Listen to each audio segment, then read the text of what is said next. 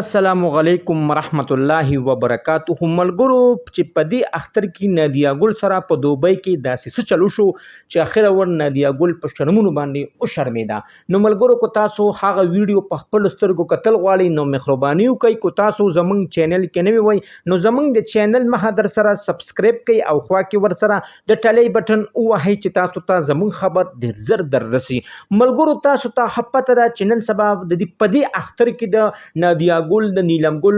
د دلراج داسې سو شوګانی دي سټیټ شوګانی دي چې هغه د دوران کې په دوبۍ کې چالو کړی دي او په هغه باندې خډېری پیسې ګټي او د هغه مسافر له پیسې ګټي چې کوم مسافر دغه 10 غنټه او 12 غنټه د خپل بچو د لپاره کار کوي او خپل بچو د لپاره مهنت کوي او هغه په دوبۍ کې د لپاره کار کوي چې زما چې کوم روان نسل دی چې هغه په پاکستان کې خپل سہولت باندې شپې ورځې سبا کوي. نو ملګرو د پلانانو الته کې ځواني خرابېږي او ځوان بچي په دلته کې غټيږي او ملګرو بیا هغه مسافر الته څه کوي الته کې بیا په سټیټ شوګانو باندې په نیلم ګل په نادیه ګل او په دلراج باندې خپل پیسې شیندي. نو ملګرو چې کوم هم مسافر دی وخت په دوبۍ کې دي او هغه الته کې نادیه ګل شوګانی ګوري نو ملګرو هغه ټول ته زما دا پیغام دی چې تاسو ګورو الته کې نو تاسو ته ګورو شوله بالکل مو ورځي کو تاسو شوله ورځي صرف د شو ټیکټ واخلئ او پکې نه خو په د پاسه په پیسې مشیندي ځکه دغه پیسې حرامي دي. پیسې په دې خبره حرامي دي تاسو کوم پیسو باندې الته دغه په سره غرمو باندې د عربین خدمت کوي په سره غرمو باندې د هغه عربین خبري او ماغه کنځلې او ماغه بیزته برداشت کوي او هغه پیسې تاسو الته په نادیه ګل او په نیلم ګل او په دلراج باندې شیندي.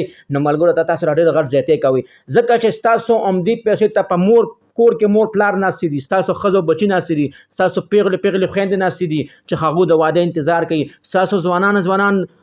زامن ناستې دي چې هغه دی وخت کې د واده انتظار کوي چې رونه پیسې ګټي پلانانه پیسې ګټي زه په واده کوم یا په زماره روان مستقبل ټیک کیږي یا دا دې کې داسې بچی خو مشته چې هغه تعلیمونه ډېر ګران دي نن سبا کو ته سوچ کې نن سبا زمونږ په معاشره کې تعلیمونه هم ډېر ګران شوي دي. نو ملګرو زه هغه ټول مسافر ته امدغه یو پیغام کوم چې تاسو په سټیټ شوګانو باندې پنی ګل او په نیلم ګل او په هغه باندې پیسې اسی مشیندي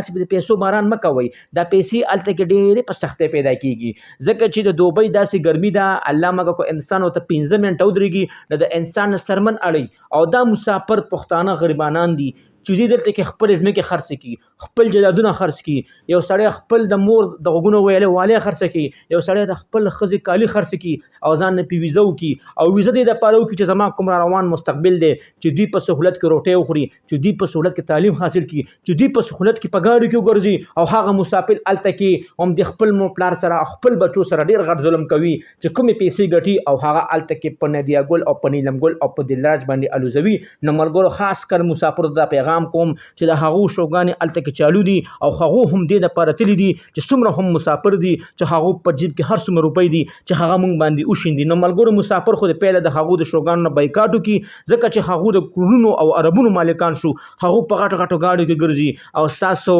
چې کوم ځامن دي هغه یا په سایکل یا په موټر سایکل باندې ګرځي ولې ګرځي تاسو چې کوم د نیو پیسې دي هغه تاسو په ډمانو باندې شیندي. نو ملګرو زه مسافر ته دغه پیغام کوم چې تاسو بکتین تاسو داسې کار مکوئ چې تاسو کوم بچی دي هغه سبا دلته کې نخره تیرنه کی. نو ملګرو دا زما پیغام بس تاسو ډیر خوښ وي ځکه چې د مالا پیغام کې د مسافر په ډیر غټ پیغام پروت دی او زه د هغه کسانو نه معذرت غواړم چې په چا باندې زما خبرې بدې لګېدلې وي ځکه چې زه د خبرې په جذبات کې نه کوم دا زه د عقل نه کوم او زما عقل ډیر تیز دی ځکه چې زه یو سوشل میډیا ورکر یم او زه چې یو خبره کوم نو زه یو خبره ته 1000 پیره سوچ کوم. نو ملګرو دا زمونږ ویډیو بس تاسو ډېره خوښه شوي وي د دغه رنګ ویډیو کتو دپاره زمونږ د چینل مخه در سره ضرور سبسکرایب کړئ او خوا کې ور سره ضرور د ټلۍ نشان ووهئ چې تاسو ته زمونږ خبر ډېر زر در رسي.